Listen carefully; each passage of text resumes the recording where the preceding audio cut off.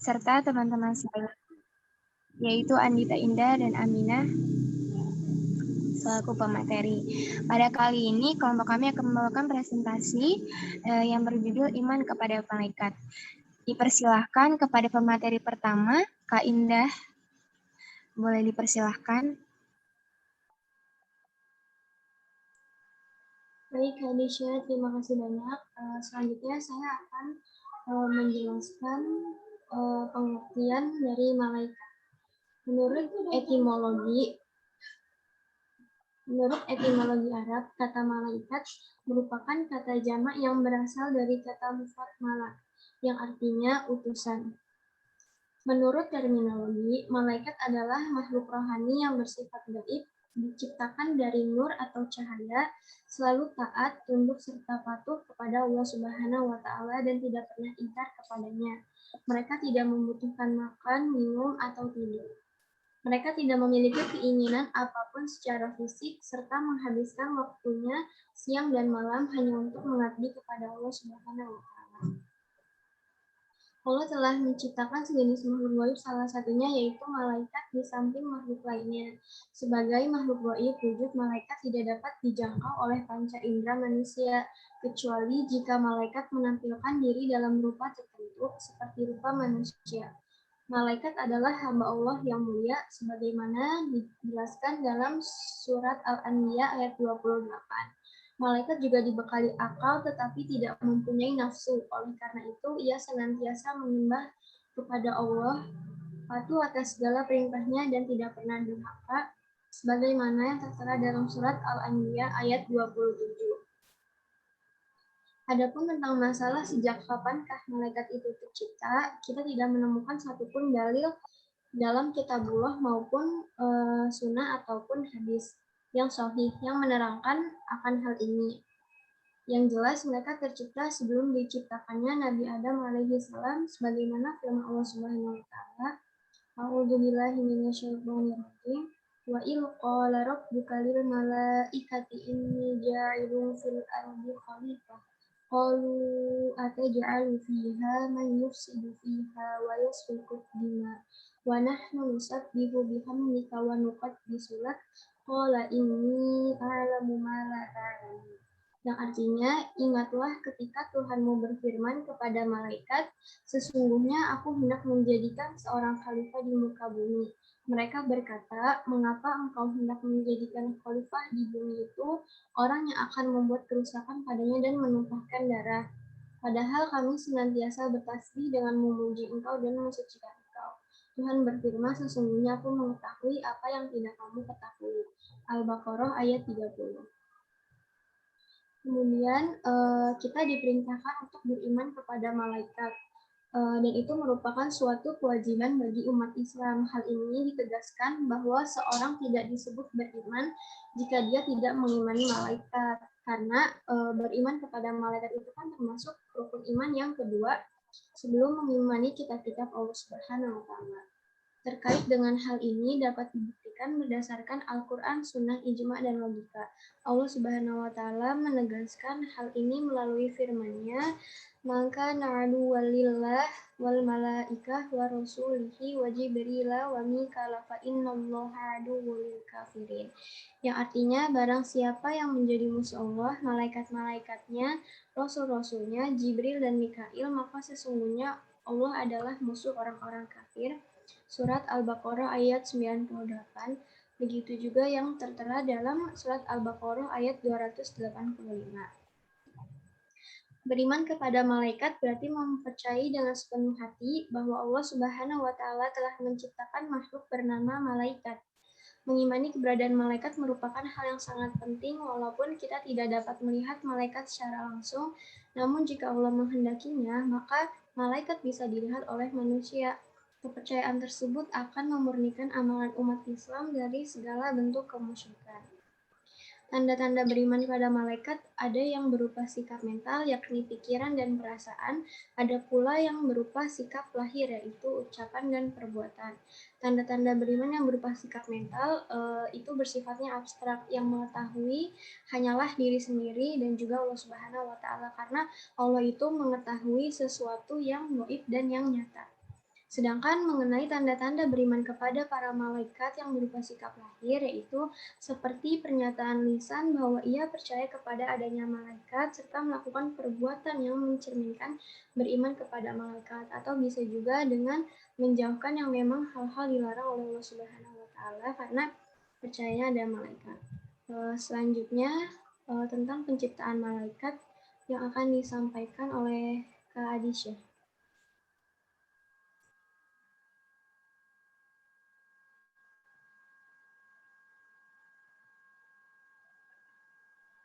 Ya, terima kasih Kak Indah.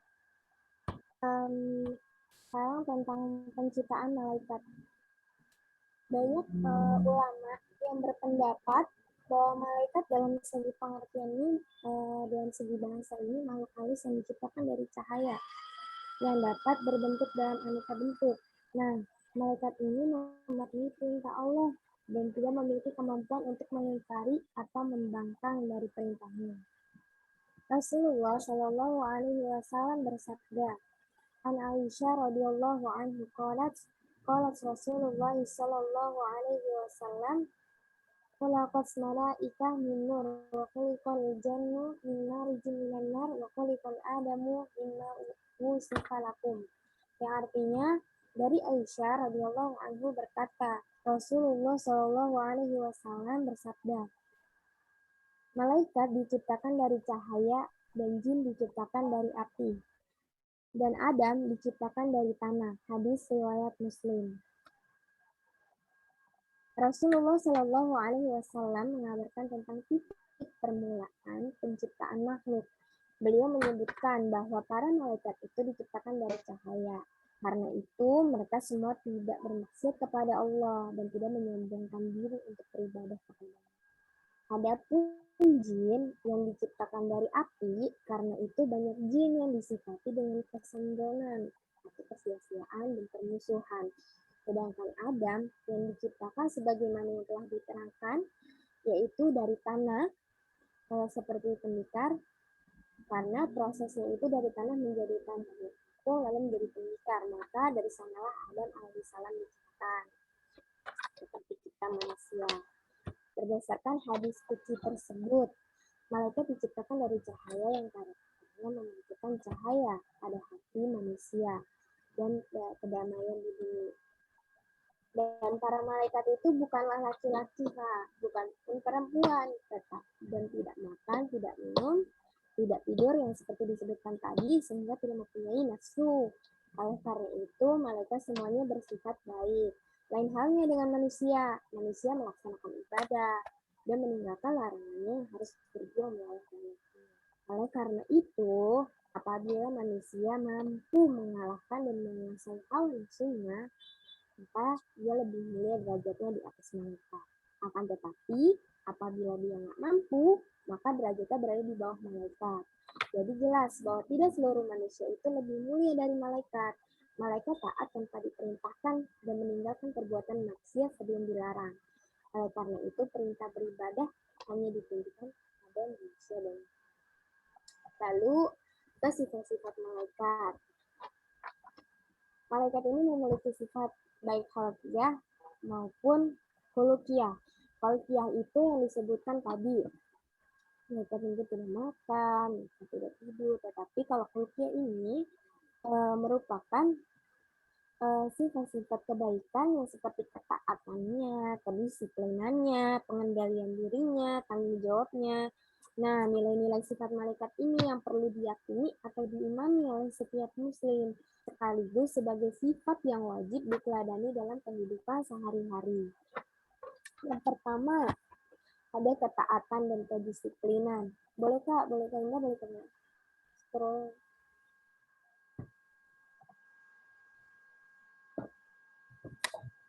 Ada sifat malaikat dengan ketaatan dan kedisiplinan.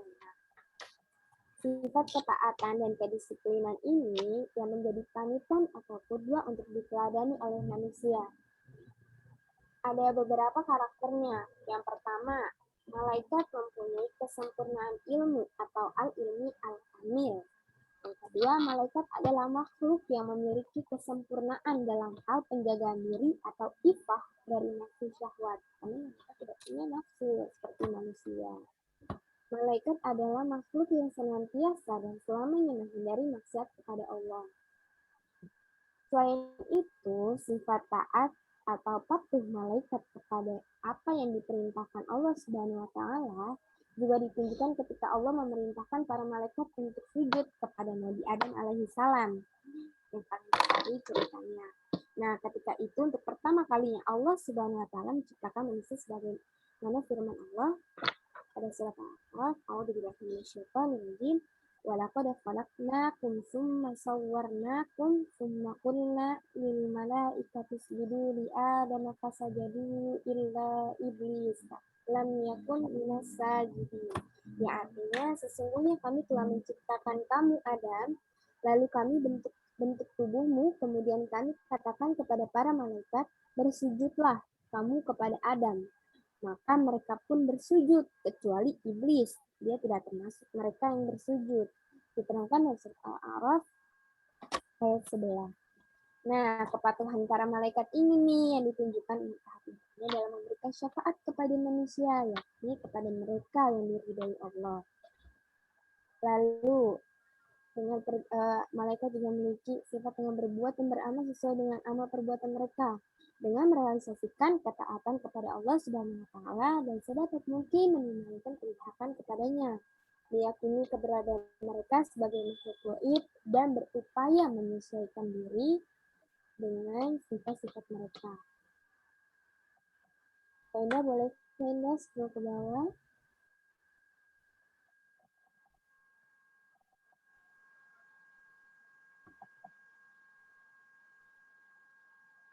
Nah, masuk ke dalam pengendalian diri dari perilaku negatif. Krisis moral yang paling utama yang melanda diri manusia secara umum sebenarnya bukan dalam dunia tetapi menipisnya keimanan kepada alam gaib.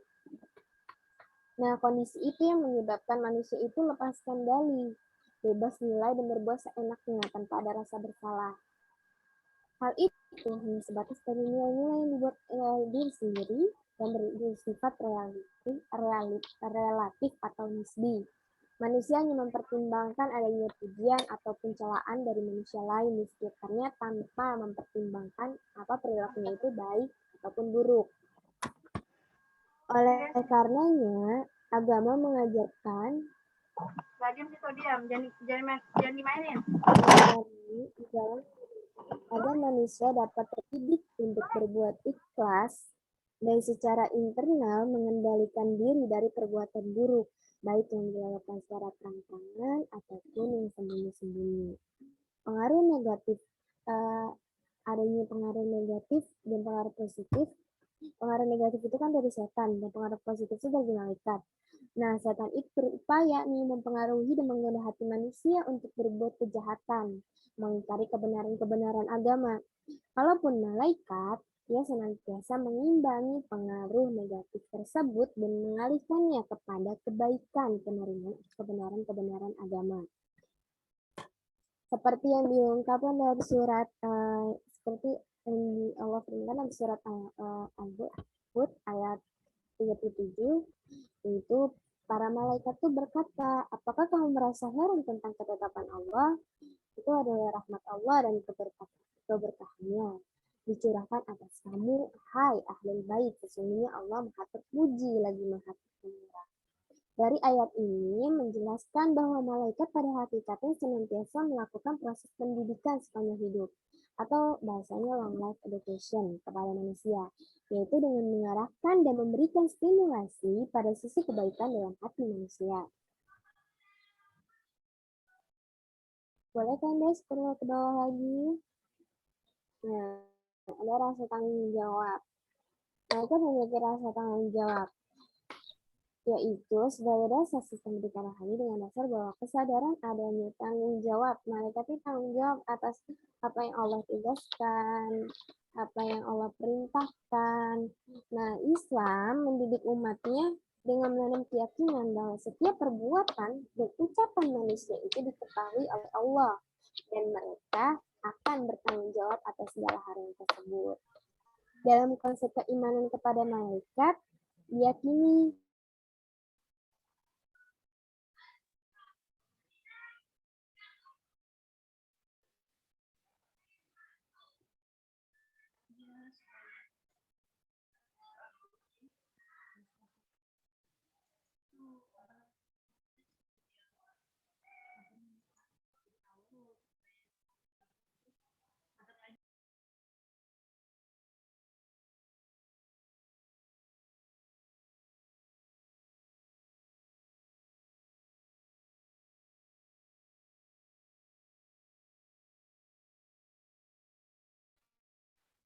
Maaf Kak, tadi terputus ya. Nah, dalam kondisi baik dan buruk pasti akan mendapat ganjarannya gitu. Dan balasan itu merupakan konsekuensi yang harus diterima oleh setiap manusia. Dengan demikian, dengan harapan bahwa pembentukan beriman dan bertakwa diwarnai oleh moral keimanan, bukan suatu idealisme yang mustahil terwujud. Lalu yang selanjutnya boleh Kak Indah scroll ke bawah lagi. Ya, udah stop ya.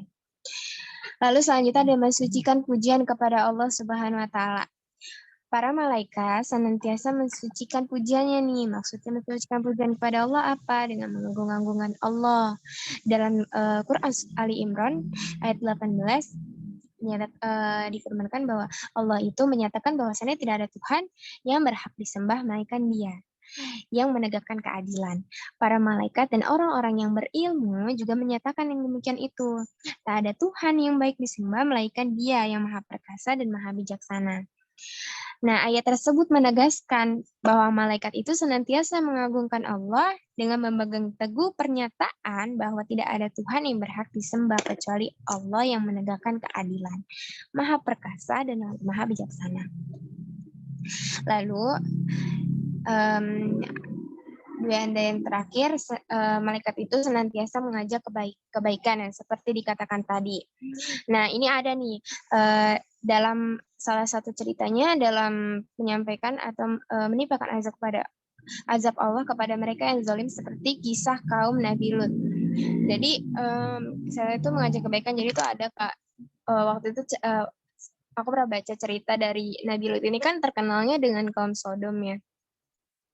Nah, yang tadi disebutkan tuh, malaikat itu diciptakan dari cahaya, tapi malaikat itu bisa berubah menjadi wujud manusia. Nah, berubah menjadi di sini, jadi pada waktu itu, pada zaman Nabi Lut ini, malaikat ini berubah wujud menjadi manusia. Dari cahaya, dia itu datang menemui Nabi Lut sebagai tamu Nabi Lut. Karena di zaman Nabi Lut ini terkenal dengan kaum Sodomnya, malaikatnya berubah kan menjadi wujud yang sangat tampan ya. Terus Nabi Lut tuh takut gitu loh. Takut bahwa nanti malaikat ini, dia nggak menyadari kalau itu malaikat, dia nggak menyadari. Cuman takut tamunya ini jadi incer-inceran dari kaum-kaumnya itu gitu. Dari kaum-kaum Sodomnya itu gitu. Tapi di sini malaikat itu Allah ini berfirman dalam Quran surat Hud ini, para utusan mereka berkata, "Hai Lut, sesungguhnya kami adalah utusan-utusan Tuhanmu. Sekali-kali mereka ini tidak akan dapat mengganggu kamu." Gitu. Jadi di situ tuh malaikat lebih menenangkan dalam konsep dia adalah tamunya Nabi Lut ini ya, menenangkan Nabi Lut ini untuk ibarat kata jangan takut gitu. Sebab itulah pergilah dengan membawa keluarga dan pengikut-pengikut kamu di akhir malam. Dan janganlah ada seseorang di antara kamu yang tertinggal, kecuali istrimu. Sesungguhnya dia akan ditimpa azab yang menimpa mereka, karena sesungguhnya saat jatuhnya azab kepada mereka ialah di waktu subuh. Bukan subuh itu sudah dekat, katanya itu kan. Nah, pada ayat tersebut mereka memberikan peringatan kepada penduduk Sodom atau kaum Nabi Lut nih atas kezalimannya untuk menyelamatkan orang-orang yang taat kepada Allah dengan menimpakan azab atas perintah Allah. Bahkan para malaikat itu senantiasa berdoa memohon ampunan kepada Allah bagi manusia agar manusia selalu berada di jalan kebajikan. Lalu yang terakhir ada senantiasa berzikir dan mengagungkan Allah seperti yang dikatakan tadi. Malaikat adalah makhluk yang paling taat, yang paling mulia, dan malaikat itu hanya meyakini tugasnya dengan selalu berzikir menjalankan perintah-perintah Allah Subhanahu wa taala. Lalu penjelasan materi selanjutnya akan dijelaskan oleh Kak Amina, dipersilahkan.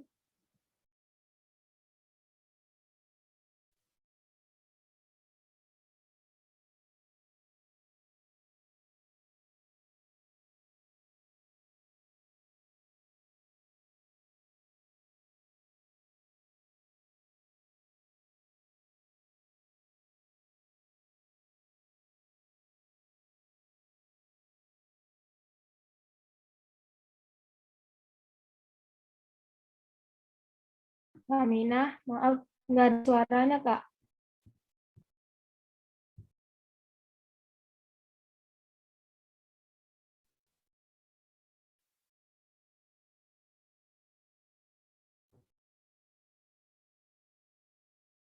Nggak ada, Kak.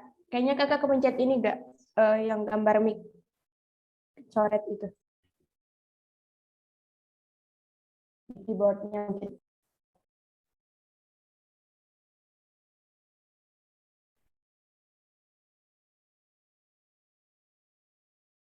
Nggak ada, Kak. Boleh ganti pakai HP dulu nggak, Kakaknya? Nah, yang pertama itu malaikat Jibril. Malaikat Jibril itu tugasnya menyampaikan wahyu dari Allah Subhanahu wa taala. Malaikat Jibril adalah malaikat yang bertanggung jawab untuk mengungkapkan Al-Qur'an kepada Nabi Muhammad SAW ayat demi ayat. Malaikat Jibril adalah malaikat yang berkomunikasi dengan semua nabi dan juga turun dengan berkah Allah Subhanahu wa taala pada malam Lailatul Qadar atau malam 1000 bulan. Malaikat Jibril juga diakui sebagai pejuang yang luar biasa di dalam agama Islam. Malaikat Jibril diyakini sebagai pemimpin pasukan malaikat ke dalam perang Badar. Malaikat Jibril mengikuti peperangan diterangkan dalam sebuah hadis yang diriwayatkan oleh Ibnu Hisham bahwa Rasulullah berseru kepadanya, "Bergembiralah wahai Abu Bakar karena pertolongan Allah telah datang." Malaikat Jibril telah meraih tali kekang kudanya, kemudian menghalanya ke arah kepulauan debu atau medan peperangan.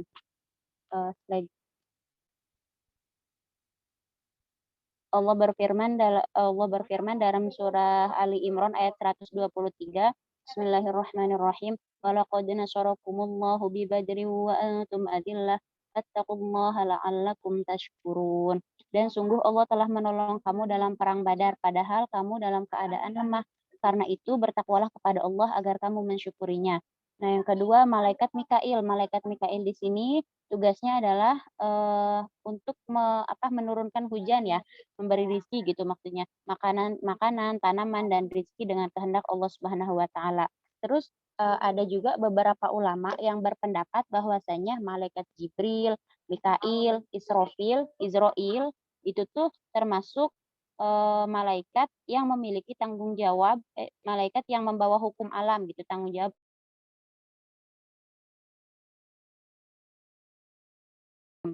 Malaikat Mikail termasuk ya. Terus selanjutnya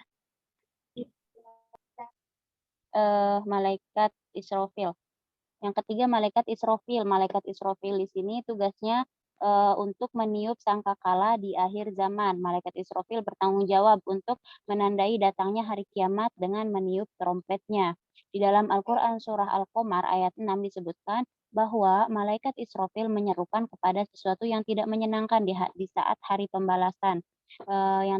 Yang terdapat dalam surah Al-Qamar ayat 6. Bismillahirrahmanirrahim. Fatawalla annahum yawma yad'ud da'i ila syai'in nukur.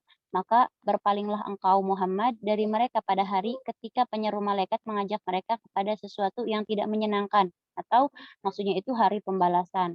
Terus yang keempat malaikat Israel. Malaikat Israel itu tugasnya mencabut nyawa dari tubuh manusia dan ia akan membawa orang-orang yang beriman ke surga dan orang-orang kafir ke neraka. Malaikat Israel mencabut nyawa manusia dibantu oleh bawahannya. Hal ini dijelaskan dalam Al-Quran surah As-Sajadah ayat 11 yang berbunyi, Qul yatawaffakum malakul mautil ladzi wakulla bikum tsumma ila rabbikum turja'un. Katakanlah malaikat maut yang Bukan wakala, ukila bikum. ukila bikum tsumma ila rabbikum turja'un. Katakanlah malaikat maut yang diserahi untuk mencabut nyawamu akan mematikan kamu, kemudian kepada Tuhanmu kamu akan dikembalikan. Terus malaikat mungkar dan nakir. Tugas malaikat mungkar dan nakir adalah menanyakan manusia di alam kubur. Hal ini dijelaskan dalam sebuah hadis yang diriwayatkan oleh Tirmizi. Hadis tersebut berbunyi, An Abi Hurairah radhiyallahu anhu qala Rasulullah sallallahu alaihi wasallam, idza qubiral mayyitu aw qala ahadukum atahu malakani aswadani azraqani yuqalu li ahadihimal munkaru wal akharun nakiru. Terus slide selanjutnya, Kak. Dari Abu Hurairah radhiyallahu anhu berkata, Rasulullah Shallallahu alaihi wasallam bersabda, apabila mayit telah dikubur atau jika seseorang kalian dikubur, maka ada dua malaikat yang akan mendatangi. Yang keduanya itu hitam kebiruan, diberi nama Mungkar, dan yang satunya itu Nakir. Hadis riwayat At-Tirmizi. Terus malaikat Raqib dan Atid. Malaikat Raqib dan Atid itu tugasnya mencatat perbuatan baik dan buruk. Hal ini tertera dalam dalam surat Qaf ayat 17 dan 18 yang berbunyi, Bismillahirrahmanirrahim. Idz yatalaqqal mutalaqqiyani 'anil yamini wa 'anil shimali qa'idun. Ma yalfidhu min qawlin illa ladaihi raqibun 'atidun. Nah, ingatlah ketika dua malaikat mencatat perbuatannya, yang satu duduk di sebelah kanan dan yang lainnya di sebelah kiri. Terus tidak ada suatu kata yang diucapkannya melainkan ada di sisinya malaikat pengawas yang selalu siap mencatat. Terus malaikat Malik dan Ridwan. Malaikat Ridwan memiliki tugas untuk menjaga pintu surga, sedangkan kalau malaikat Malik itu menjaga pintu neraka. Hal ini tertera dalam Al-Quran surah Az-Zukhruf ayat 77 dan 78 yang berbunyi, wa nadaw ya malikul yaqdi alaina rabbuka qala innakum makithun laqad ji'nakum bil haqqi walakin aktsarukum lil haqqi karihun. Dan mereka berseru, wahai malaikat Malik, biarlah Tuhanmu mematikan kami saja. Dia menjawab, sungguh kami akan tetap tinggal di neraka ini. Sungguh kami telah datang membawa kebenaran kepada kamu, tetapi kebanyakan di antara kamu benci pada kebenaran itu. Slide selanjutnya. Nah, selanjutnya hikmah beriman kepada malaikat Allah. Hikmah di sini banyak ya. Hikmahnya itu banyak. Terus beriman kepada malaikat Allah itu termasuk salah satu bentuk dari ketakwaan manusia kepada Allah Subhanahu wa taala. Hikmahnya di antara lain memperkuat keimanan kepada Allah Subhanahu wa taala, kerap akan selalu mendoakan dan selalu memaafkan orang lain. Orang yang beriman kepada malaikat senantiasa dijauhkan untuk berbuat dosa. Terus senantiasa selalu bersyukur kepada Allah, bersyukur karena menyadari bahwa Allah sudah menciptakan malaikat untuk membantu segala kehidupan manusia, menumbuhkan perasaan senang untuk beramal soleh, merasa takut jika telah melakukan perbuatan maksiat atau akan berbuat maksiat, karena dirinya yakin bahwa segala perbuatan tidak akan terlepas dari pengawasan malaikat. Nah, selanjutnya orang yang beriman kepada malaikat akan senantiasa bertakwa kepada Allah Subhanahu wa taala dan berlomba-lomba dalam melakukan hal baik, senantiasa untuk selalu berpikir dan berhati-hati dalam setiap melakukan sesuatu, karena perbuatan baik atau buruk akan selalu dimintai pertanggungjawabannya di akhirat. Yakni bahwa pertolongan Allah Subhanahu wa taala adalah hal yang nyata. Terus senantiasa bersikap jujur, amanah, dan berbuat kebaikan. Iman di dalam diri akan jauh lebih kuat dan jauh lebih yakin kepada Allah Subhanahu wa taala.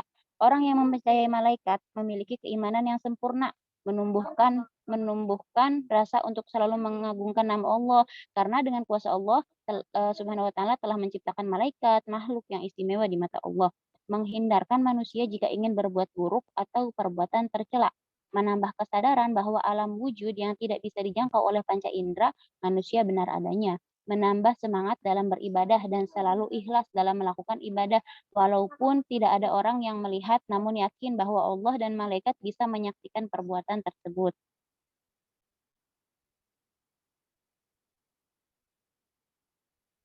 Udah, Kak.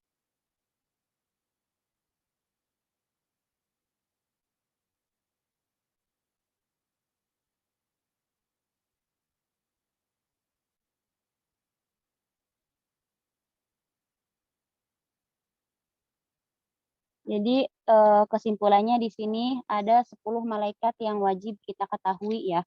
Malaikat Jibril, Mikail, Israfil, Izrail, Munkar, Nakir, Raqib, Atid, Malik, dan Ridwan. Nah, semuanya itu memiliki tugas masing-masing. Tugasnya itu berbeda-beda gitu ya, nggak sama. Terus eh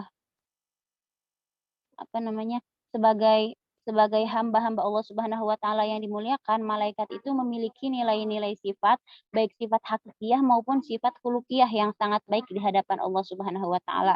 Nilai-nilai sifat khuluqiyah merupakan nilai-nilai sifat berupa bentuk atau wujud seperti yang telah saya sebutkan tadi di atas ya. Sedangkan nilai-nilai sifat khuluqiyah merupakan sifat-sifat kebaikan seperti ketaatan, kedisiplinan, pengendalian diri, dan tanggung jawab.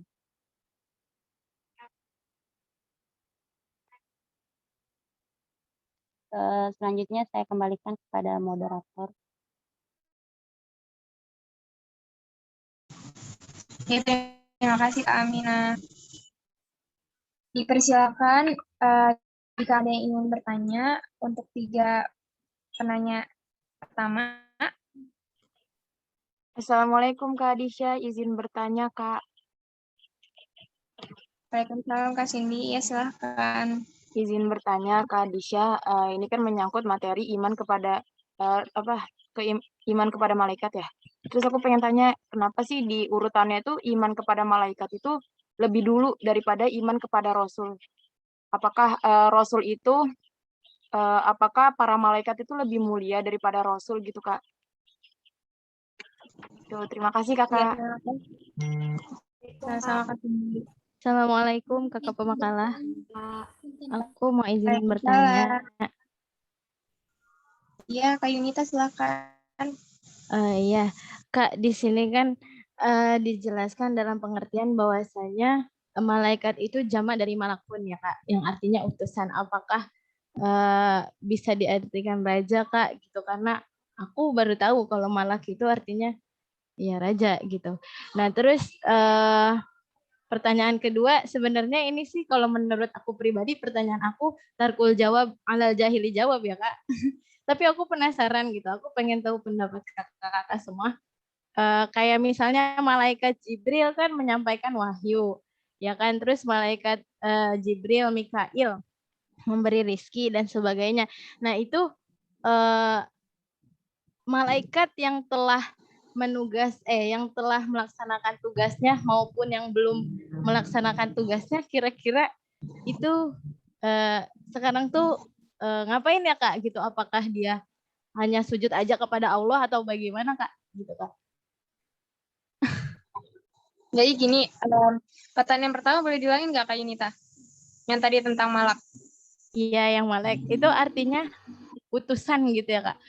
Kalau misalnya diartikan sebagai raja gitu, apakah bisa gitu? Karena aku baru tahu gitu kalau malak itu bisa jadi artinya utusan gitu. Iya, terima kasih. Kalau yang kedua ini, Kak Yunita bertanya, malaikat itu setelah selesai menjalankan perintahnya ataupun ada yang belum menjalankan perintahnya, ngapain gitu? Itu bukan? Iya Kak. Sedang apa gitu? Ya Allah, sebenarnya. Ya. Terima kasih Kak Yunita. Satu lagi penanya. Ya. Kakak Winda izin bertanya. Siapa Kak Winda? Iya Kak. Punten ya Kak, punten. Rada gimana gitu pertanyaannya, tapi Winda benar-benar bingung soalnya. Gini Kak, kan Allah itu kan bisa segalanya. Tapi kenapa sih Allah tuh nyiptain malaikat, dan kenapa Allah itu ciptain malaikat mengemban tugas-tugas tertentu gitu Kak. Misalkan Jibril tugasnya ini, Mikail tugasnya ini. Apakah benar kalau Allah itu butuh malaikat, sedangkan Allah Allah yang punya segalanya gitu. Kenapa Allah ciptain malaikat? Intinya gitu Kak. Terima kasih Kak. Iya, Kak Indah sama-sama. Terima kasih untuk 3 penanya pertama ya.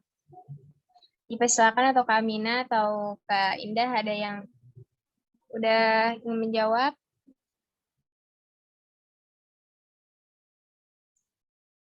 Ya Kak Adisha, aku mau menjawab pertanyaan pertama dari Kak Sili ya, terkait apakah malaikat itu tadi lebih utama gitu ya Kak dari Rasul atau bagaimana ya? Iya, begitu Kak. Soalnya kan kalau diurutannya iman kepada malaikat lebih utama dari Rasul. Eh, Ya, saya menjelaskan kalau misalnya kan di dalam rukun iman ini memang malaikat itu kan yang kedua ya. Tapi dalam artian itu tuh bukan berarti malaikat memiliki kedudukan atau posisi yang lebih utama daripada Rasul. Kenapa ditempatkannya kedua? Di sini ada yang mengatakan bahwa karena itu dilihat dari adanya dulu gitu kan. Pertama Allah, terus kemudian malaikat dulu. Jadi kan sudah dijelaskan dalam makalah bahwa malaikat itu sudah ada sebelum adanya Nabi Adam. Juga ada sebelumnya kitab. Nah, jadi makanya susunannya pertama beriman kepada Allah, kedua beriman kepada malaikat, kitab, terus baru Rasul, dan selanjutnya kepada hari akhir dan juga iman kepada qada dan qadar. Jadi kan dalam di situ kan menggunakan waw ataf ya Kak. Jadi bukan berarti itu tuh yang menunjukkannya kedudukan. Begitu Kak Cindy kurang lebih. Mungkin kalau misalnya Kak Amina atau Kak Adisha ingin menambahkan juga teman-teman dipersilahkan.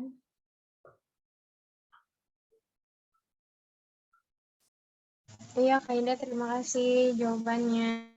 Teman-teman ada yang mau menambahkan jawaban dari Kak Indah? Dipersilakan.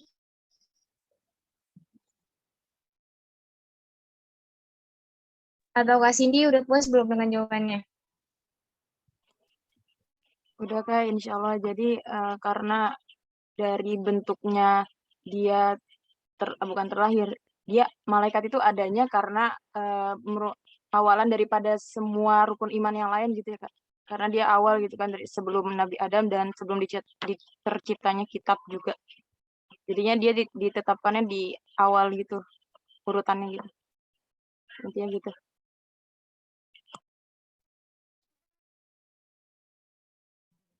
Aku izin menjawab pertanyaan Kak Winda tadi ya.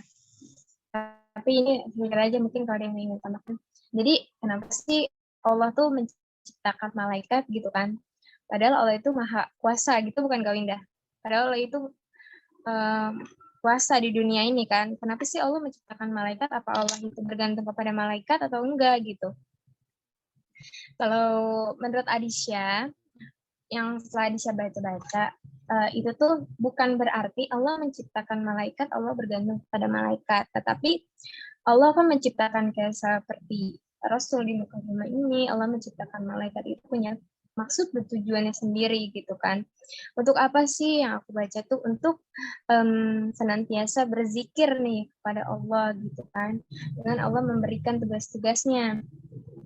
Nah, makanya Allah menciptakan para malaikat, bukan berarti Allah bergantung dengan malaikat, tapi malaikat itu kan sendiri adanya diciptakan untuk beribadah kepada Allah gitu. Layaknya kita sebagai manusia untuk beribadah kepada Allah, untuk berzikir kepada Allah gitu. Tetapi malaikat itu baik lagi, malaikat itu makhluk yang mulia gitu. Dia aja diciptakan dari nur atau dari cahaya. Mungkin kalau ada teman-teman yang bisa menambahkan jawaban Indonesia, silakan, Pak Winda.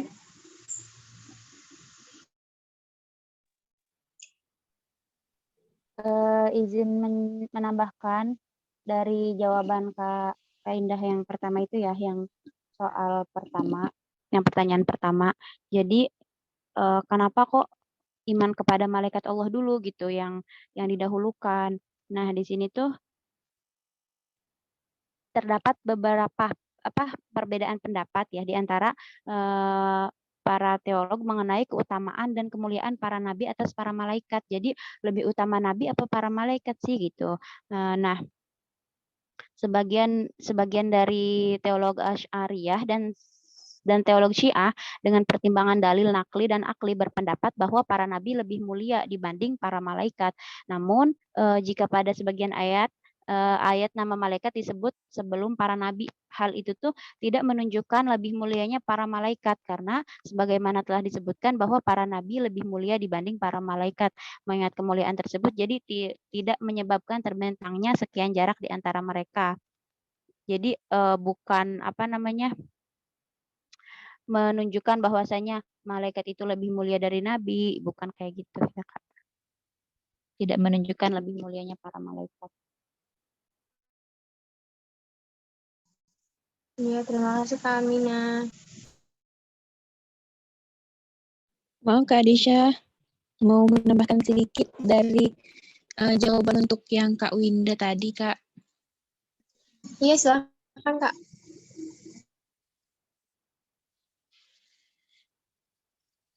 Kak. Halo, Kak. Iya, Iya, silakan Kak Kak. Fahmi, kedengeran. Iya, kalau menurut aku kenapa Allah itu ciptain malaikat untuk mengemban tugas-tugas, beberapa tugas masing-masing gitu kan. Kalau menurut aku itu sebagai bukti kekuasaan Allah gitu. Allah ya sebagai bukti kekuasaan Allah gitu, Kak. Itu aja sih, Kak. Iya, terima kasih Kak Fahmi. Ya, Kak Adisha, maaf aku mau sedikit ini nih menyimpulkan yang tadi pertanyaan dari Kak Winda tersebut yang masih terkait sih dengan ini pertanyaan yang Kak Fahmi jawab itu. Iya, berarti di sini kalau misalnya aku simpulkan kenapa diciptakannya malaikat gitu kan ya. Terus padahal Allah udah maha kuasa segalanya. Ini kita kembali lagi ngerujuk kepada hikmah-hikmah diciptakannya para malaikat. Iya nggak sih Kak? Yaitu pertama, yang di sini juga kan hikmahnya disebutin ya Kak, memperkuat keimanan kepada Allah Subhanahu wa Ta'ala. Mungkin dari penciptaannya malaikat ini, jadi manusia itu lebih beriman lagi gitu kepada Allah.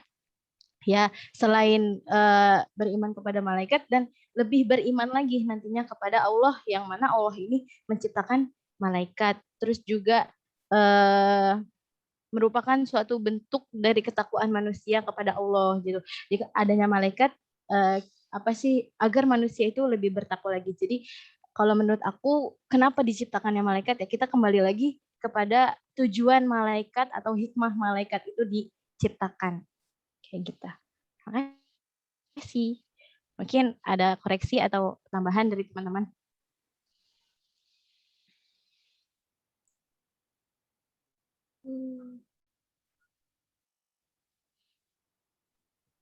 Aku pengen menjawab sedikit pertanyaan kayak Yunita yang tadi, malaikat kalau dia belum melaksanakan tugasnya ataupun sudah melaksanakan tugasnya ngapain gitu kan. Nanti ada dua ya. Nah, itu yang salah satunya kan. Nah, balik lagi kan tadi kan sifat malaikat itu bertanggung jawab atas apa yang Allah perintahkan kan gitu kan. Jadi yang kita ketahui itu kan ini untuk yang kita ketahui itu kan malaikat itu ada 10, padahal malaikat itu banyak gitu jumlahnya, bahkan tak terhingga gitu kan. Dan Allah itu sudah mengutus nih untuk masing-masing malaikat itu sendiri pasti mempunyai tugasnya masing-masing gitu. Nggak, kalau dibilang tadi yang Kak Yuni katanya, kalau mereka belum menjalankan perintahnya, malaikat ngapain sih gitu kan. Baik lagi, nggak mungkin malaikat itu gabut. Nggak mungkin malaikat itu nggak punya kegiatan gitu. Nggak mungkin malaikat itu belum melaksanakan tugasnya kan, karena balik lagi tadi dalam sifat itu malaikat itu bertanggung jawab atas apa yang Allah perintahkan gitu kan. Terus kalau ngapain aja sih, tadi lagi tugas malaikat itu kan senantiasa berzikir kepada Allah dan menjalankan perintah-perintah Allah. Dia patuh dengan apa yang Allah perintahkan, apa yang Allah suruh gitu. Jadi yang tadi pertanyaan Kak Yunita, ngapain? Mungkin ya menurut aku ya jawabannya tadi baik lagi, mereka senantiasa berzikir kepada Allah dan terus menjalankan perintah-perintah yang Allah perintahkan gitu Kak. Mungkin jika ada yang ingin menambahkan dipersilahkan. Iya, Kak Desya, aku juga ingin menambahkan terkait pertanyaan Kak Yunita ya. Jadi kan tadi memang sudah dijelaskan oleh Kak Anisha bahwa memang malaikat itu kan memiliki tugasnya masing-masing dan ia mempertanggungjawabkan tugasnya tersebut kepada Allah. Nah, di sini juga kan di dalam Al-Quran sudah dijelaskan dalam surat Al-Anbiya ayat 21 yang berbunyi yusabbihuna laila wan nahar la yaftarun. Jadi artinya mereka selalu bertasbih malam dan siang tiada henti-hentinya. Jadi memang malaikat itu apa namanya, yang selain dari 10 yang harus kita ketahui, tugasnya adalah selalu berzikir dan selalu beribadah kepada Allah. Kan juga sudah dijelaskan di dalam makalah ini ya. Terus kemudian juga saya ingin menjawab pertanyaan Kak Yunita yang mengenai apakah malak tadi itu dapat diartikan sebagai apa Kak Yunita tadi, sebagai raja ya? Kak Yunita? Malak itu katanya, kata Ginta kan artinya utusan, Kak. Terus bisa nggak diartikan sebagai raja kayak gitu? Jadi dari yang saya baca ini, malaikat itu kan bentuk mufrad atau tunggalnya dari malak atau malakun. Asalnya kata ini tuh alaka yakulu akulatan, yang kurang lebih terjemahannya Kak Indah, adalah maaf, di aku suaranya putus-putus atau di aku aja atau di teman. Jelas Kak kalau di aku suaranya Kak Indah mah. kayaknya sinyal Kak Yunita. Ayuni mungkin bisa off cam dulu untuk biar lebih jelas gitu suaranya Kak Anita.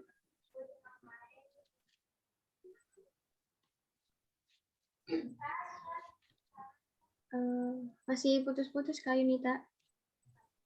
Udah jelas belum? Iya Kak, di aku kayaknya sinyal akunya sih ini bisa lewat diketik gak Kak lewat chat gitu. Kakak bisa, Kak Yuni, mohon maaf, Kakak bisa off cam dulu gak biar Off cam ya? lebih Ya. jelas gitu. Maaf ya Ya. teman-teman, aku off cam. Iya.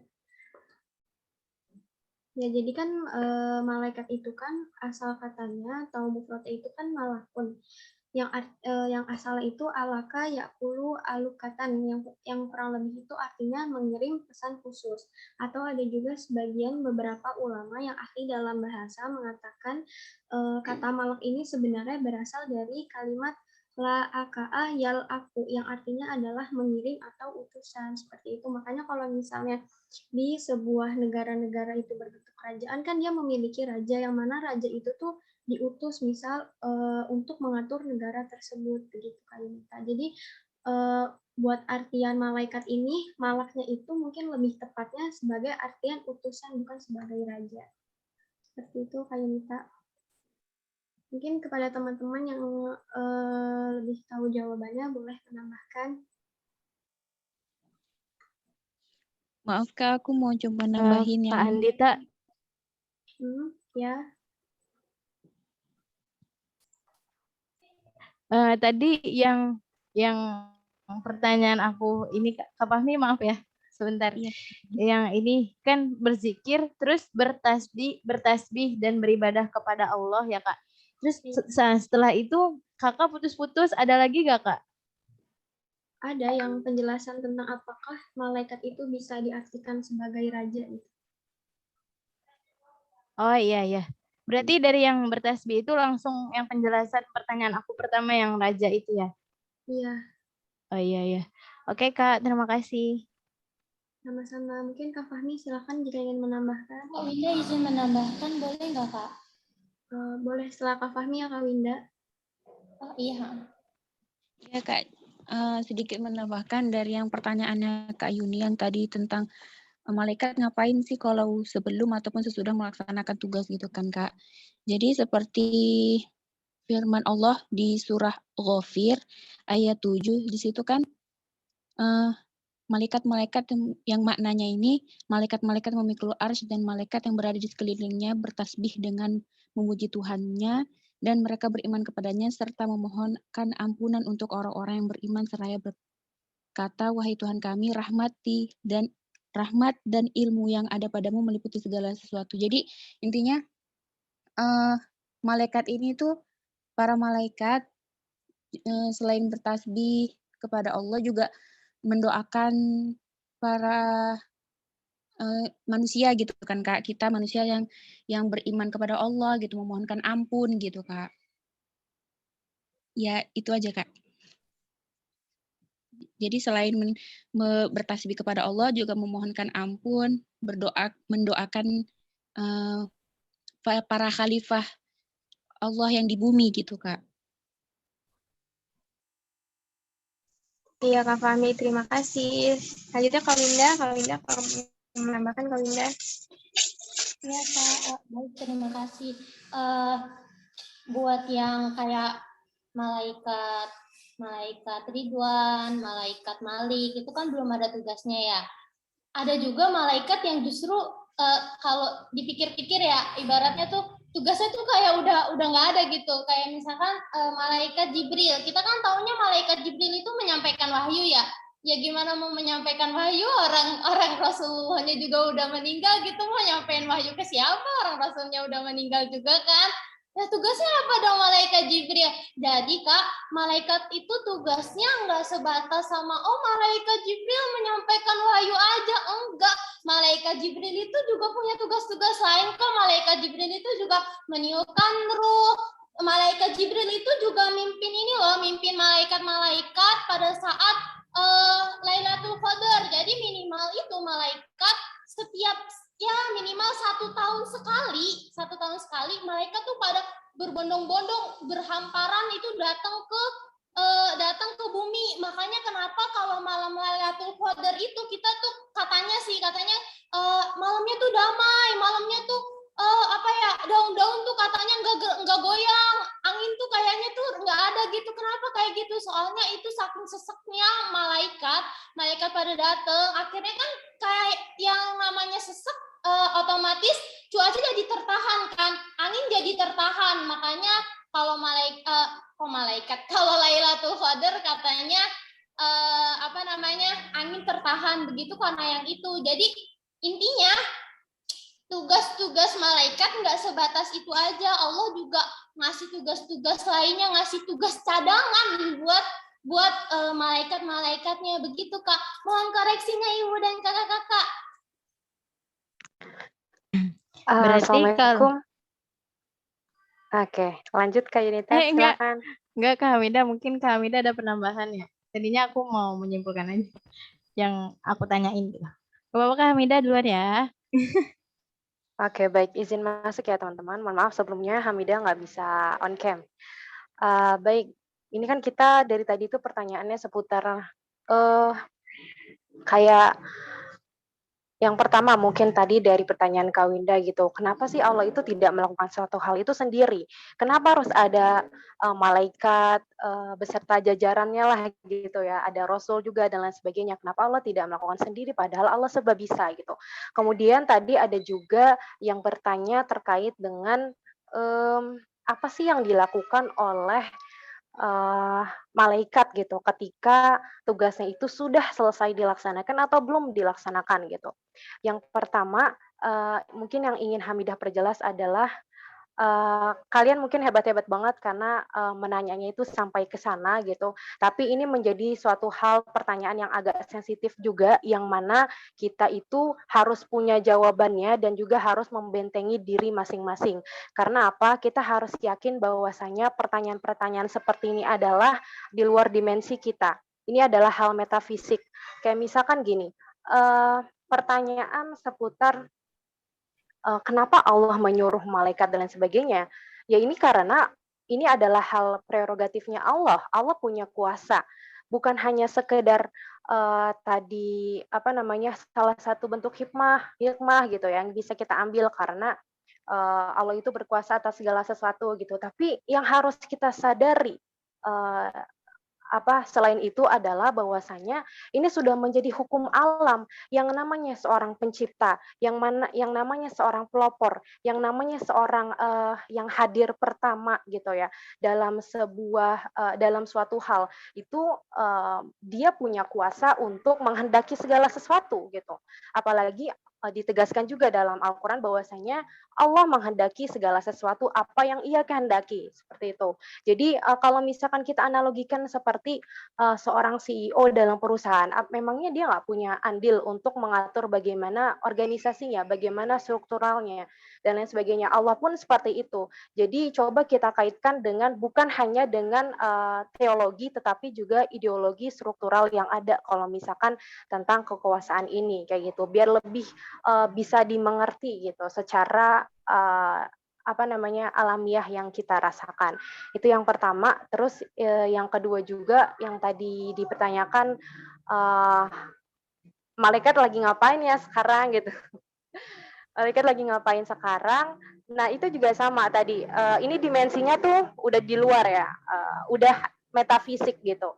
Ada sesuatu yang memang bisa kita ketahui ketika kita menelaah, ada juga sesuatu yang tidak bisa kita ketahui, kayak gitu. Nah, ini kan memang cuma Allah Subhanahu wa Ta'ala yang tahu, tetapi mereka tetap ada. Maka dari itu, disinilah kita harus belajar bahwasanya kita harus mengimani mereka, malaikat dan lain sebagainya, bagaimanapun keadaannya. Seperti itu aja mungkin. Ini sedikit simpulan dari teman-teman aja sih yang Hamidah mohon izin untuk berargumentasi. Itu aja mungkin. Terima kasih teman-teman. Kakak Pemakalah izin menambahkan sedikit jawaban dari Kak Hamidah. Masih bisa nggak, Kak? Iya, silakan. Izin ya, Kak. Ya, jadi terkait juga dari pertanyaannya dari Kak Winda tadi. Jadi kalau menurut aku, kenapa sih Allah itu tuh butuh menugaskan malaikat, padahal Allah itu bisa segalanya gitu kan. Coba kita perhatiin deh, seorang raja atau presiden kalau misalkan dia datang ke suatu tempat, apakah nggak ada orang yang untuk membukakan pintunya gitu? Pasti ada kan? Kenapa? Tujuannya karena dia paham kalau presiden itu orang yang berkuasa. Ya, jadi karena presiden itu punya wewenang karena dia orang yang berkuasa sama negeri ini gitu. Begitu juga dengan Allah, kalau misalkan kita tuh harus sadar bahwa Allah itu punya segalanya lebih dari presiden gitu. Makanya Allah mengutus malaikat supaya tahu bahwa kita yang sebagai manusia itu bukan apa-apa, bukan apa-apa dari segalanya gitu. Karena kita tuh hanya butiran kecilnya gitu loh, Kak. Gitu intinya sih. Terus tapi kalau misalkan kita itu kita telaah lagi gitu ya. Kan kalau misalkan kita tahu nih bahwa malaikat itu diciptakan itu kan dari cahaya gitu. Terus gimana penggambaran malaikat itu dilihat coba dari sayapnya aja nih ya. Sayapnya itu kalau misalkan dihamparkan dari ujung timur sampai ke barat itu bisa menutupi semuanya gitu, Kak. Dan karena dia terbuatnya dari apa sih namanya itu cahaya. Jadi dia tuh nggak menutup ruang di bumi ini gitu karena sifatnya dari cahaya. Nah, seandainya dia terciptanya tidak dari cahaya, maka bumi ini bakal hangus habis gitu. Cuman gara-gara sama sayapnya si para malaikat aja gitu, Kak. Nah, maksudnya karena kita yang manusia yang hanya kecil, maksudnya hanya makhluk kecil, terkadang kita tuh merasa sombong gitu sama akan dosa-dosa kita. Akhirnya sampai malaikat tuh sebenarnya geram sama manusia. Ya Allah, saya geram sama manusia ini karena manusia ini sombong. Terus kalau kata Allah, kalau kata Allah tahan dulu, siapa tahu boleh jadi manusia ini besok bisa bertaubat gitu, Kak. Jadi Allah intinya kayak masih ngasih dispensasi bagi manusia gitu kan. Maksudnya yang manusia yang sekecil bentuknya aja kadang masih sombong, sedangkan malaikat aja nggak selalu patuh gitu sama Allah gitu, Kak. Jadi tujuannya adalah untuk menyadarkan kalau misalkan Allah itu maha kuasa atas segala sesuatu. Intinya sih lebih ke hikmah aja, Kak. Pasti ada hikmah Allah menciptakan malaikat untuk mengemban tugas-tugasnya gitu aja sih, Kak. Makasih. Terima kasih. Terima kasih kembali. Jika ada yang Kakak, saya izin menambahkan. Oh iya Kak Yuli, silakan. Tapi mohon maaf ini aku soalnya kena jaringan. Saya izin menambahkan dari tadi semua pernyataan kakak-kakak yang saya rasa udah cukup sih. Cuma saya ada sedikit yang ingin saya sampaikan terkait pertanyaan Kanda yang kenapa harus diciptakannya malaikat gitu. Kalau dipikir secara rasionalnya sebagai kita seorang manusia gitu, Allah itu kan maha kuasa kan ya atas segala sesuatu yang ada di bumi maupun di langit. Jika ada jalan yang mudah, kenapa pilih jalan yang susah gitu? Emang Allah maha segalanya, tapi kenapa harus Allah sendiri gitu yang turun tangan untuk ngurusi manusia-manusia yang manusia-manusia yang merepotkan gitu.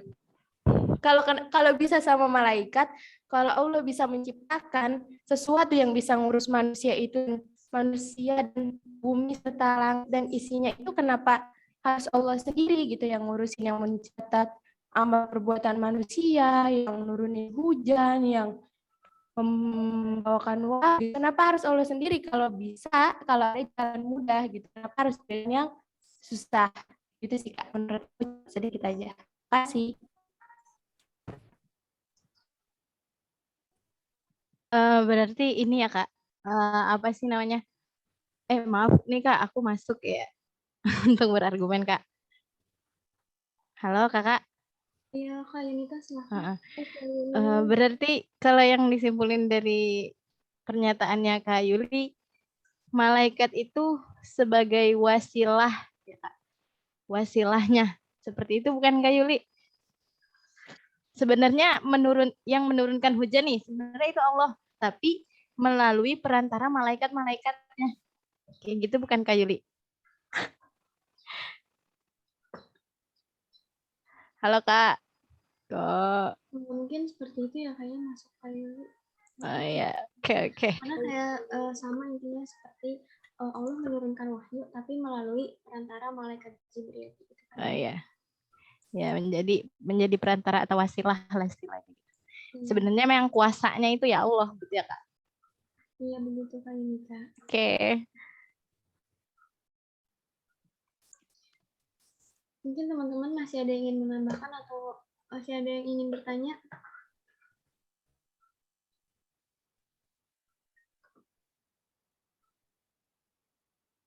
Saya ingin bertanya. Iya, silakan Kak Titin.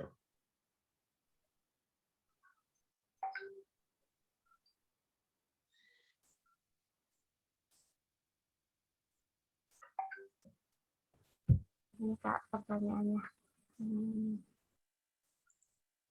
Malaikat itu bisa nggak sih Kak kayak berubah wujud, kayak menjelma jadi manusia gitu. Terus kalau misalnya bisa, orang-orang yang seperti apa sih yang bisa melihat kayak gitu?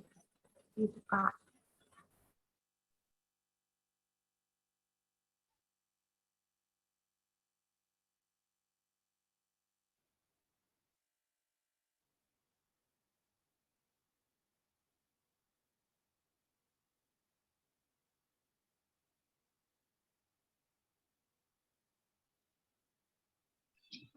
Tadi yang tadi nanya Kak Titin ya? Iya Kak bisa. Iya. Kak Titin boleh diulangi lagi nggak? Iya boleh. Jadi kayak gini. Malaikat itu bisa nggak sih Kak kayak menjelma jadi manusia atau apa gitu? Terus orang-orang yang seperti apa gitu yang bisa melihat malaikat gitu? Atau orang yang seperti wali dua atau gimana gitu maksudnya?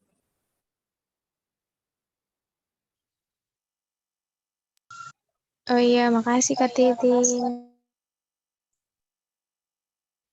Mungkin aku mau menjawab pertanyaan dari Kak Titin ya.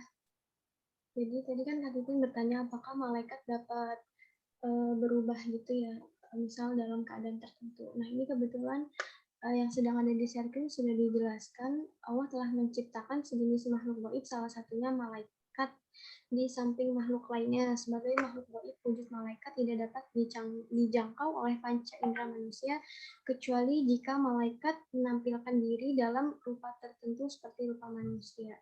Nah ini juga mungkin kalau misalnya teman-teman sudah ada yang pernah mendengar cerita ketika ketika malaikat Jibril berada di antara sahabat-sahabat para rasul. Jadi dari kisahnya Umar bin Khattab, suatu ketika para sahabat itu sedang duduk dekat Rasulullah, tiba-tiba muncul kepada kami seorang laki-laki mengenakan pakaian yang sangat putih dan rambutnya sangat hitam. Tak terlihat padanya tanda-tanda bekas perjalanan dan tak ada seorang pun di antara kami yang mengenalnya. Ia segera duduk di hadapan Nabi, lalu lututnya disandarkan kepada lutut Nabi Shallallahu Alaihi Wasallam dan meletakkan kedua tangannya di atas kedua paha Nabi yang mulia. Kemudian ia berkata, "Ya Muhammad, beritahukan kepadaku tentang Islam." Nah, ini itu hadis yang menjelaskan tentang bunyal Islam itu ya. Ada juga termuat di dalam hadis Arba'in. Begitu Kak Titin. Juga ketika Rasulullah ketika menerima wahyu dari Allah, kan malaikat Jibril yang menyampaikan. Terkadang malaikat Jibril itu menjadikan wujudnya itu sebagai manusia. Mungkin ada yang ingin menambahkan, Kak Aminah atau Kak Anisha, juga teman-teman sekalian.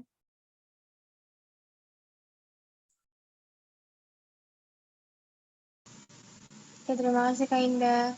Teman-teman ada yang ingin menambahkan ataupun ada yang ingin bertanya lagi? Saya ambil alih ya. Menambahkan. Oh iya silakan. Iya Bu. Iya silakan. Silakan. Nanti Kak serius deh. Kapan bisanya? Kok bisa kita ngelihat malaikat? Iya kita bisa. Kita nanti bisa ngelihat malaikat pencabut nyawa kita. Kita juga bisa ngelihat malaikat perakut. Kita bisa ngelihat malaikat api pada waktu yang sudah ditentukan. Tapi mohon koreksinya Ibu dosen dan kakak-kakak. Ya. Oke. Tadi apa pertanyaannya? Apakah malaikat pernah berubah gitu ya? Berubah wujud menjadi manusia gitu ya. Teman-teman bisa lihat tuh di ceritanya kisah Nabi Ibrahim itu ya di surah Hud ketika Nabi Ibrahim didatangi para malaikat, di mana malaikat tersebut ingin mengabarkan tentang bahwasanya Nabi Ibrahim ini akan punya anak nih. Padahal usianya kan udah 60 tahun gitu ya. Sampai istrinya Siti Sarah itu, mana mungkin saya bisa punya anak gitu kalau umur saya ini sudah tua gitu kan. Nah, itu malaikat di situ berubah wujud menjadi laki-laki. Di mana taunya ketika itu disebutkan di dalam surah Hud, falamma ra'a aydiyahum la tasilu ilaihi nakarhum wa jasamin musifah. Nah, itu kan para malaikat bertamu nih. Bertamunya dalam wujud manusia. Dalam wujud laki-laki. Nah, otomatis kan Nabi Ibrahim kalau kedatangan tamu berarti menghormati dengan menyuguhkan makanan gitu, hidangan berupa daging kambing waktu itu. Kemudian ternyata ternyata mereka tidak mau makan itu, gitu kan? Tangannya sedikit pun tidak menyentuh daging kambing itu. Kemudian Nabi Ibrahim faujasa min khifah kan, merasa takut kok. Kenapa? Dia nggak mau makanan yang saya hidangkan. Kalau di tradisi orang Arab itu kalau misalkan ada tamu kemudian nggak mau makan makanan yang sudah dihidangkan, itu berarti si tamunya ada maksud jahat gitu. Jasa minum khifah gitu kan, Nabi Ibrahim merasa takut. Akhirnya malaikat mengatakan qalu la takhaf inna ursilna ila qaumil Lut. Bahwasanya kami ini malaikat yang diutus kepada kaum Lut, di mana waktu itu malaikat setelah datang ke Nabi Ibrahim mau menjumpai Nabi Lut dengan kaumnya. Mau mengadab kaum Lut yang waktu itu kaum Lut itu berlaku Sodom gitu ya. Nah, ketika menemui Nabi Lut pun wujudnya dalam bentuk laki-laki, masih dalam wujud laki-laki. Makanya ketika para malaikat bertamu ke Nabi Lut, kaumnya kan langsung datang. Kaumnya itu kan kaum Sodom ya, kaum homo. Itu kan kalau melihat laki-laki tampan itu kan langsung datang menemui. Nah, pada saat itu Nabi Lut tahu kalau ini tuh malaikat. Nah, mereka takut malaikat ini nanti diganggu nih, digoda sama kaumnya. Gitu. Itu bukti ketika para malaikat berubah wujud menjadi manusia. Gitu ya. Itu nanti bisa dilihat ya ceritanya di Al-Qur'an banyak. Ya, siapa tanya-tanya? Sri Hartini. Di surah Hud itu. Tentang kisah Nabi Ibrahim Nabi Lut. Oke, saya mau menambahkan itu tadi ya, yang pengertian dari malaikat itu sebetulnya akar katanya berbeda-beda ya menurut pendapat ulama ya. Sudah kelihatan PPT-nya? Takut ngeheng lagi saya. Kelihatan ya? Ya. Bu. Iya, Bu. Nah, oke. Malaikat itu kan sebetulnya kata malaikat itu jamak dari kata malak. Nah, tadi kenapa kok malaikat nggak diartikan dengan merajai gitu ya? Kalau di dalam Al-Quran kan Malik Yaumiddin, yang merajai gitu ya, malak. Nah, ada sebagian ulama yang mengatakan bahwasannya malak ini adalah derivasi dari kata alaka atau maklaka. Kalau maklaka itu kan artinya adalah mengutus. Ya, mengutus atau perutusan. Ada lagi yang mengatakan bahwasanya malak itu tadi menguasai. Menguasai di sini artinya bahwasanya malaikat itu mempunyai tugas untuk menguasai alam raya ini. Ditugaskan oleh Allah untuk menguasai alam semesta. Itu yang maksud dengan malak. Ada lagi yang mengatakan bahwasanya malak itu akar katanya dari laaka. Ini kata Prof. Quraish Shihab bahwasanya malak itu berasal dari kata laaka yang berarti menyampaikan sesuatu. Maka dari itulah malaikat bisa diartikan bahwasanya malaikat merupakan makhluk yang bertugas menyampaikan sesuatu dari Allah pada makhluk. Nah, kemudian bagaimana penciptanya? Tadi sudah disebutkan oleh pemakalah, ya. Sebetulnya di Al-Quran tidak disebutkan ya, tidak dijelaskan bagaimana penciptaan malaikat. Nah, tetapi bisa dilihat dari hadis yang mengatakan bahwasanya malaikat itu diciptakan dari cahaya. Khuliqatil malaikat min nurin. Ya, tapi Rasulullah di sini tidak menjelaskan secara jelas bagaimana penciptaan dari cahayanya ini. Ya. Nah, kalau di Al-Quran hanya menjelaskan bahwasanya malaikat itu sudah lebih dulu diciptakan daripada manusia. Ya, bisa dilihat dari di surah Al-Baqarah itu juz 1 pojok 3. Wa idz qala rabbuka lil malaikati inni ja'ilun fil ardi khalifah. Nah, ini sebetulnya dialog antara Allah dengan malaikat yang pada saat itu Allah akan menjadikan khalifah di muka bumi. Nah, ini malaikat sudah menduga bahwasanya yang dijadikan khalifah ini pasti dari manusia nih. Manusia yang sering membuat kerusakan gitu kan. Maka kata Allah disebutkan ini a'lam gitu kan. Diam, aku yang lebih tahu daripada kamu gitu kan kata Allah. Ini menunjukkan bahwasannya malaikat itu sudah lebih dulu diciptakan oleh Allah daripada manusia.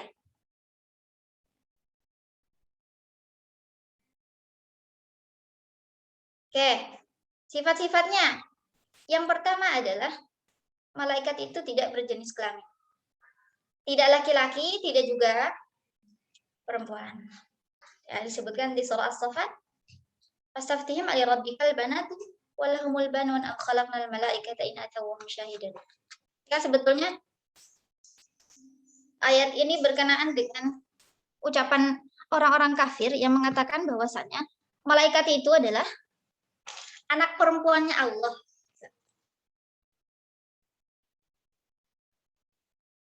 Ibnu Katsir mengatakan bahwasanya di sini ada 3 ucapan orang-orang kafir mengenai malaikat. Yang pertama bahwasanya malaikat itu mereka menjadikan malaikat sebagai anak perempuannya Allah. Nah, ini berarti bahwasanya mereka menetapkan bahwa Allah itu punya anak. Dan anaknya ini berjenis perempuan. Makanya Allah kan di sini bertanya, "Fastaftihim ali rabbikal banatu walahumul banun." Apakah untuk Tuhanmu anak-anak perempuan, sedangkan untuk mereka anak laki-laki? Orang Arab itu kan hanya membutuhkan anak laki-laki saja. Mereka mengatakan bahwasanya anak perempuan itu lemah. Pokoknya anak perempuan ini dinisbahkan kepada malaikat. Bahwa malaikat ini adalah katanya anak perempuannya Allah. Kan? Kemudian menurut Hamka, di dalam tafsir Azhar bisa dilihat bahwasanya beliau mengatakan kalangan musyrikin Quraisy Arab itu sebetulnya pembohong gitu, pembohong besar. Mereka mengatakan bahwa malaikat itu adalah anak-anak Allah yang perempuan. Apakah anak-anak Allah tidak ada laki-laki? Kalau misalkan menurut mereka Allah itu punya anak perempuan, berarti mungkin saja Allah punya anak laki-laki gitu. Berarti di sini bisa kita simpulkan bahwasanya mereka, perkataan mereka ini bohong, bahwasanya Allah tidak punya, bahwa Allah itu mempunyai anak. Ya, lam yalid wa lam yulad. Ya, Allah tidak beranak, tidak pula diperanakan. Oke. Secara eksplisit dijelaskan bahwasanya pada redaksi ayat tersebut bahwa Allah tidak menganugerahkan kepada malaikat jenis kelamin, bukan sosok pria ataupun perempuan. Dalam satu peristiwa, malaikat bisa saja menampakkan wujudnya dengan sosok pria atau berwujud seperti sosok menyeramkan. Tetapi itu adalah bagian dari kemampuan malaikat untuk mengubah wujudnya. Tadi ya, seperti yang tadi itu di surah Hud itu cerita ketika Nabi Ibrahim didatangi para malaikat dalam wujud sosok pria yang tampan. Ya. Malaikat bisa saja berubah wujud, tapi bukan berarti bahwasanya malaikat itu adalah sosok laki-laki atau perempuan. Tapi ini berubah wujudnya malaikat ini adalah sebuah kemampuan malaikat, ya, kemampuan malaikat untuk mengubah wujudnya. Kemudian yang kedua, malaikat itu punya sayap. Ya. Uli ajnihah. Ya. Alhamdulillahi fatiris samawati wal ardi ja'alil malaikati rusulan uli ajnihah. Ini ada kata ajnihah. Ajnihah itu asal katanya dari janaha, artinya sayap. Tapi sayap di sini kalau menurut tokoh-tokohnya mengatakan bahwasanya sayap di sini tidak bisa disamakan dengan sayapnya burung atau tidak bisa diposisikan seperti tangannya manusia. Ya, sayapnya itu seperti tangannya manusia. Tapi sayap di sini diposisikan sebagai kekuatannya malaikat untuk bisa terbang dari langit menuju bumi, begitu pun sebaliknya, dari bumi menuju langit, atau berpindah dari satu tempat ke tempat yang lain, yang tentunya dengan membawa urusan-urusan Allah Subhanahu wa Ta'ala. Kemudian Abu Hayyan mengatakan malaikat diciptakan dengan sayap itu adalah untuk memudahkan urusan. Jarak antara langit dan bumi itu tidak dapat dijangkau dengan berjalan kaki, maka malaikat dibekali dengan sayap agar dapat mencapai tempat yang jauh dalam waktu yang singkat. Ya. Kemudian dalam satu hadis disebutkan dari Ibnu Mas'ud, sesungguhnya Nabi Muhammad SAW melihat malaikat Jibril pada malam Isra dalam bentuk aslinya. Dia mempunyai 600 sayap. Ya, antara dua sayapnya seperti sepanjang mata memandang ke timur dan barat. Ya. Dari ayat ini sebetulnya bukan berarti bahwa malaikat itu punya sayap 2, 3, atau 4 gitu ya. Tapi bahkan lebih dari itu. Di hadis ini, hadis riwayat Muslim dikatakan bahwasanya pada malam Isra ketika malaikat menampakkan wujud aslinya, ternyata sayapnya ada 600 sayap. Gitu kan? Siti Aisyah mengatakan bahwa pada saat itu sayapnya malaikat sampai memenuhi ufuk gitu kan. Ketika Siti Aisyah ditanyakan tentang ayat summa dana fatadillah, gitu kan, kata Siti Aisyah bahwasanya pada saat itu malaikat menampakkan wujud aslinya dan sayapnya memenuhi ufuk dari timur ke barat gitu, sampai dunia ini tidak terlihat sama sekali karena tertutup oleh sayapnya malaikat. Itu yang dijelaskan oleh Siti Aisyah radhiyallahu anha. Oke, apalagi sifatnya selalu beribadah kepada Allah Subhanahu wa Ta'ala. Itu kan yusabbihuna al-laila wan nahara la yafturun, tidak henti-hentinya ya, bertasbih malam, siang malam, terus bertasbih kepada Allah Subhanahu wa Ta'ala. Al-Qurtubi mengatakan bahwasanya yusabbihun di sini bukan berarti hanya bertasbih saja ya, tapi juga diartikan dengan sholat. Jadi malaikat itu sholat juga, senantiasa sholat, kemudian berzikir juga, berzikir kepada Allah, dan kemudian bertasbih kepada Allah.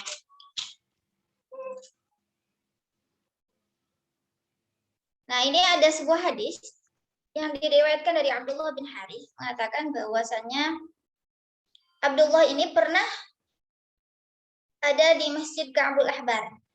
Ya. Ketika dia masih kecil, kemudian dia bertanya kepada Ka'bul Ahbar, maksudnya apa sih? Maksud dari ayat itu apa? Apakah nggak ada kesibukan mereka selain dari bertasbih? Gitu kan? Bagaimana cara mereka bertasbih ini? Gitu kata Abdullah bin Harith. Kemudian Ka'ab mengatakan bahwasannya sesungguhnya tasbih telah dijadikan bagi mereka sebagaimana dijadikan nafas bagi kalian. Bukankah kamu berbicara sambil bernafas? Nah, itu keadaan malaikat kalau bertasbih ya. Sebagaimana kita kalau berbicara juga tetap bernafas gitu kan. Malaikat melaksanakan tugasnya dengan tetap bertasbih kepada Allah Subhanahu wa taala. Itu keadaan tasbihnya para malaikat. Sebagaimana kita ketika berbicara sambil bernafas ya. Kemudian selanjutnya nah, di dalam Al-Qur'an ada beberapa nama-nama malaikat beserta tugasnya. Yang pertama ada malaikat Jibril, bisa dilihat di surah Al-Baqarah ayat 97. Man kana aduwwan li Jibril fa innahu nazzalahu ala qalbika bi'idznillah.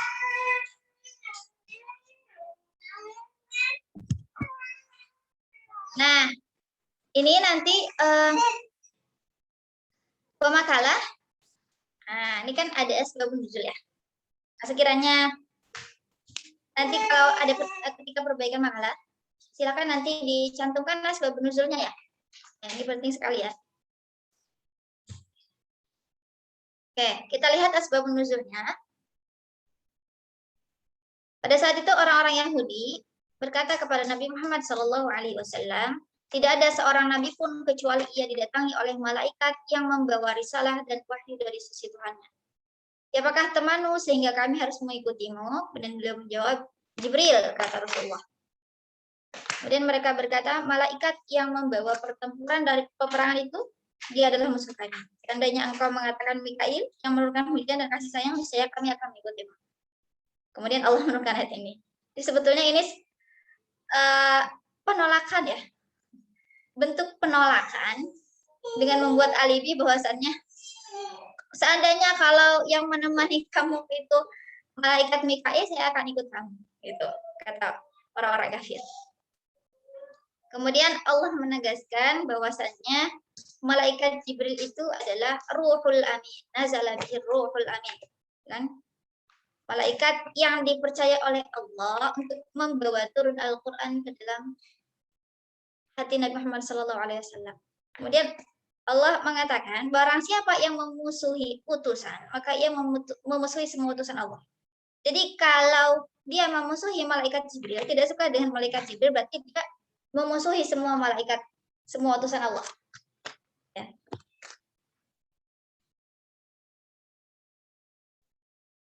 Nah, kemudian di ayat selanjutnya juga disebutkan tentang malaikat Mikail ini berdampingan dengan malaikat Jibril. Emang kana aduwwan lillahi wa malaikatihi wa rusulihi wa Jibril wa Mikail. Penyebutan Jibril ini dibarengi dengan Mikail dikarenakan orang-orang Yahudi menduga bahwasannya Jibril itu adalah musuh. Tadi kan dikatakan Jibril itu musuh kami gitu. Kenapa nggak Mikail aja sih yang nemenin kamu gitu kan? Kalau seandainya Mikail yang nemenin kamu, saya ikut kamu. Kemudian Allah mengatakan kepada mereka bahwa barang siapa yang menjadi musuh salah satu dari kedua malaikat tersebut, kalau ada orang yang memusuhi antara Jibril ataupun Mikail, berarti jadi musuh juga bagi yang lain. Yang termasuk jadi musuhnya Allah Subhanahu wa taala. Berarti artinya orang-orang Yahudi ini juga memusuhi malaikat Mikail. Kita kata Allah. Kemudian Ibnu Katsir mengatakan, nah ini tentang tugas malaikat.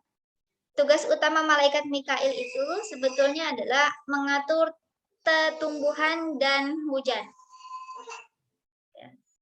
Amma Mikail faukila bil qatri wan nabat. Itu kan ada di penjelasan Jalaluddin Asyuti dalam kitabnya. bahwasanya malaikat Mikail itu adalah mengatur pertumbuhan dan hujan. Tadi ada yang menanyakan tentang malaikat Jibril gitu kan. Apa tugas malaikat Jibril sekarang? Bukannya tugasnya sudah selesai ya? Itu sebetulnya tugas utama malaikat Jibril itu memang menyampaikan wahyu. Tapi bukan hanya itu tugasnya, ada lagi tugas-tugas yang lain malaikat Jibril. Kan? Kalau dilihat dari penjelasan Jalaluddin As-Suyuti mengatakan bahwasanya ada 4 malaikat yang ditugaskan untuk mengurus urusan dunia. Ya, yudabbiru amrad dunya arba'ah. Jibril, wa Mikail, wa malakul maut. Wa malakul maut itu berarti ya apa?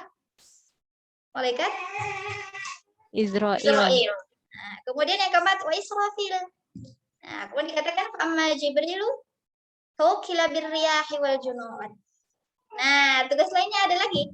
Malaikat Jibril itu tugasnya adalah mengatur angin. Mengatur angin dan para tentara. Ya.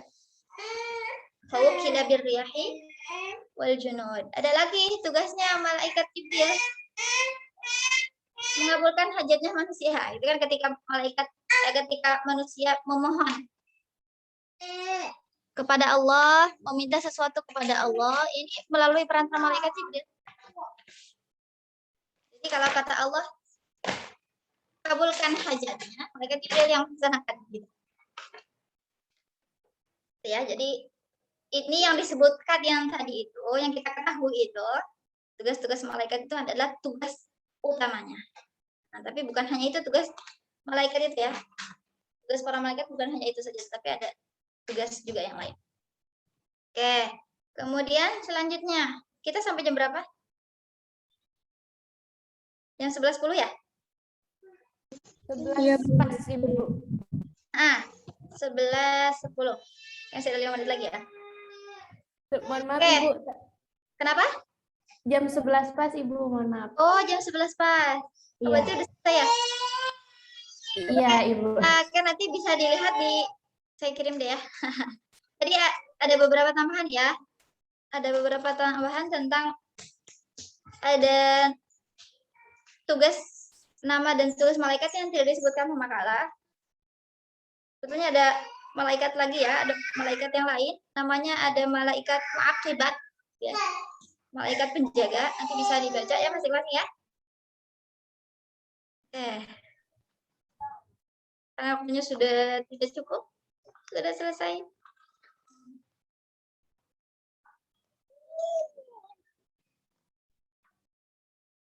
Baik. Nanti kalau ada yang bertanya, bisa lewat chat pribadi ya. Kalau ada yang kurang jelas, gitu ya. Baik, Ibu. Kalau tidak ada pertanyaan lagi, saya tutup dengan doa kafaratul majlis. Subhanakallahumma wa bihamdika, asyhadu an la ilaha illa anta, astaghfiruka wa atubu ilaik.